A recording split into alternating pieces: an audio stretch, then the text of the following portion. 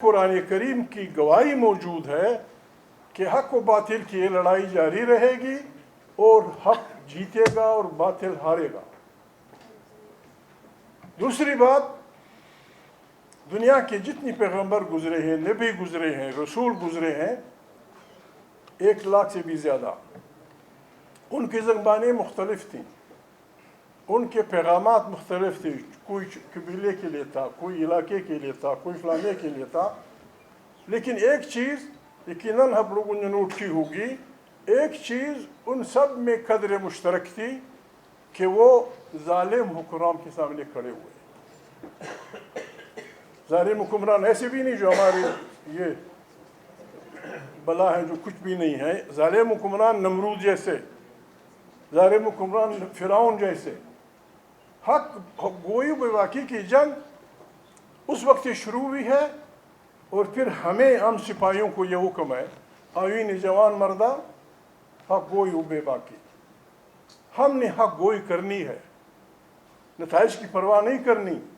1,20,000 अच्छे लोगों, अनबिया रसूलों में से हज़ारों को कत्ल किया गया, किसी को आग में डाला गया, किसी को ज़करिया अलैहिस्सलाम को दरख्त के साथ बांध के आरा कर दिया गया।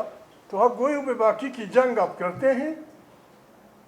एक भेड़िए के मुंह से उस कुछ छीना आसान काम नहीं है, वो हमला करता है, वो फलाना करता है। इसीलिए तो कुरान करीम एक आयत तो हज़रत मौलाना ने बयान की कि इंसान मुश्किल में पैदा हुआ है।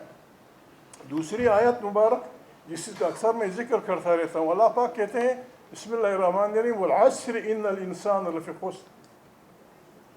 मुझे ज़माने की कसम, इंसान नुकसान में, सारा इंसान नुकसान में है, लेकिन इल्ला लज़ीना, सिवाय उन इंसानों, इल्ला लज़ीना आमनू, जो ईमान लाए, व अमिलु स्वालियाती, और अच्छे अमाल किए, व तवासौ बिस्सब्र व तवासौ बिलहक, व तवासौ बिलहक व तवासौ बिस्सब्र।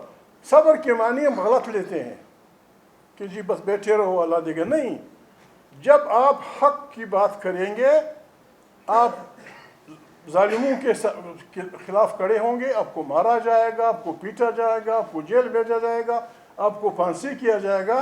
इन तकालीफ के लिए जब आप तैयार होते हैं, दिस कॉल्ड सब्र। मौलाना साहब ने जो आयत मुबारक तिलावत की थी, उसमें उसका मफ़हूम ये था कि किसी इंसान को, मुसलमान नहीं कहा, किसी इंसान को सिवाय इस जुर्म के कि उसने किसी इंसान का कत्ल किया हो या वो माशरे में फसाद फैलाता हो, किसी इंसान को, एक इंसान को अगर कत्ल किया जाए, ये तमाम इंसानियत का कत्ल है। एक इंसान का कत्ल कुरान करीम तमाम इंसानियत के उसके वो ताबीर करता है। दूसरी बात यह, अगर किसी इंसान को आपने बचाया, जैसे ऐसे समझें कि आपने पूरी इंसानियत को बचाया। यहाँ बात हो रही है हमारे मुल्क में, मौलाना साहब ने बड़ी ठोस अंदाज में बात की, इन्होंने भी बात की, ये फ़िरौनों के मुकाबले में बड़े कमज़ोर लोग हैं, लेकिन इतने मुतकब्बिर हैं, इनके मुंह को खून लग चुका है। ये इस अपनी गलत सियासत में जमहूर का गला घोंटने, हक की आवाज़ को दबाने के लिए वो यहाँ तक चले गए कि उन्होंने हमारे मुल्क को तोड़ा।